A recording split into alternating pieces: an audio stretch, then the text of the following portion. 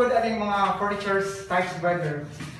Best suggest mga brother, if mag-cutting mo, I suggest kung inyong mga edging, i-body filler ninyo. Hali mo brother, pakita mo na ako. Dali mo brother. Sergio, makita nyo brother.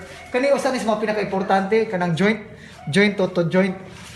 Ang sistema na brother, kung magamit mag body filler, any type na body filler, Davis ba or I don't know, I suggest kanin ninyo i-maintain ko ninyo not totally in one day kung may mo na seasoning karon top kag first layer then secondary ugma na pod another layer after the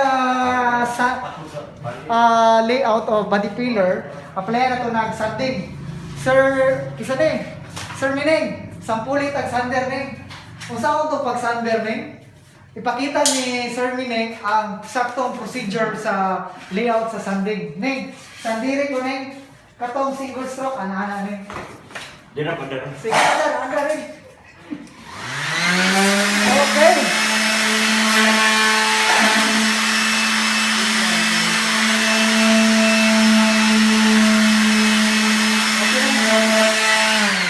Okay. Mga brother, reminder lang no, sa sanding, dagat na klaseng sandpaper. Na 80, 120, 100. I suggest I use brand 3M.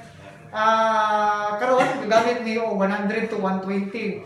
Simple finish lang. Single drop. Dili kayo iduso. Kaya iduso ninyo ang inyong type cutting sa plywood mas mo-drop na. Anyway, suggestion rin brother ha. Nararan ninyo. Thank you. Bye-bye.